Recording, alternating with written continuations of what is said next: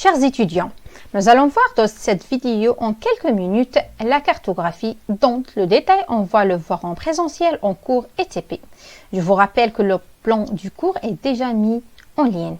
Ce cours sera enseigné par moi-même, Dr Shaha Halima, enseignante à l'École nationale supérieure des sciences de la mer et de l'aménagement du littoral. Le cours est scindé en 3 unités d'apprentissage. Chaque unité est traitée à travers des séquences pédagogiques permettant l'assimilation des concepts prévus. Il s'agit d'une généralité sur les cartes, suivie par des notions de base sur la carte topographique, ensuite le détail sur la carte géologique. Les objectifs visés à travers ce cours sont d'identifier les principaux éléments de la topographie, démontrer les calculs de distance dans la carte, démontrer les calculs de la géopositionnement d'un point dans la carte, interpréter et analyser la carte topographique et la carte géologique. Mais pour mieux assimiler ce thème, je souhaiterais que chacun ait les prérequis nécessaires pour connaître quelques points de base sur les cartes. Comme j'ai déjà cité, le cours est scindé en plusieurs unités, à savoir l'introduction ou bien la généralité sur l'état de l'art et les méthodes de la conception des cartes avec son historique révolutionnel ainsi que l'évolution des moyens de la cartographie justifiés par les différents moyens utilisés. La conception d'une carte à partir de la surface terrestre qui est sphérique à une surface topographique, ensuite un produit fini qui est une carte topographique descriptive et détaillée et représentative. Ensuite, on passera au chapitre 1 qui est conçu pour donner le détail des cartes topographiques. La carte topographique est conçue pour la description des lieux naturels et artificiels, décrivant leurs formes, coordonnées géographiques, dimensions, orientation et autres informations nécessaires et fondamentales pour les cartes. La carte topographique est définie par la représentation sur un plan horizontal à une échelle déterminée d'une portion de la surface terrestre. La carte topographique est composée par des éléments naturels tels que les reliefs, les cours d'eau, les végétations et des éléments anthropiques tels que les bâtiments, les voies de communication et tout ce qui est construction par l'être humain.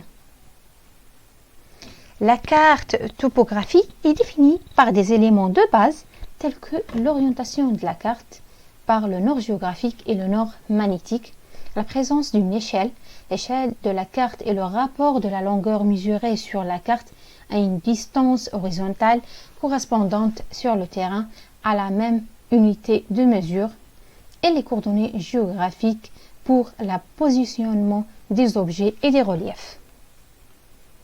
La carte topographique possède aussi la légende qui permet la lecture de la carte topographique à travers ses figurés, caractéristiques et symboles. La carte topographique est représentée par des courbes de niveau. Ce sont des lieux, des points de la surface topographique ayant même altitude, c'est-à-dire l'insertion de la surface topographique avec les plans horizontaux, équidistants et parallèles. Les courbes du niveau est composée de 3 types, des courbes maîtresses, des courbes normales et courbes intercalaires. Toujours dans l'altimétrie, il existe des points, ce qu'on appelle les points de côté. C'est des points remarquables où l'altitude exacte est donnée. Pour chaque point, ou bien pour chaque région, ils permettent de trouver facilement la valeur des courbes de niveau proches. Ces points sont souvent des sommets, des croisements de routes et des ponts. Pour la carte topographique, elle désigne de nombreux traits caractéristiques de terrain. Ces traits peuvent être classés dans des catégories, par exemple les reliefs comme les montagnes, les vallées, les pentes, les dépressions, définies en moyen des courbes de niveau. L'hydrographie telles que les lacs, les rivières, les fleuves, les ruisseaux et les chutes, la végétation, telle que les régions boisées, les forêts, ainsi de suite. Le transport, tels que les routes, les chemins de fer, les ponts, l'aéroport, l'aérodrome et autres.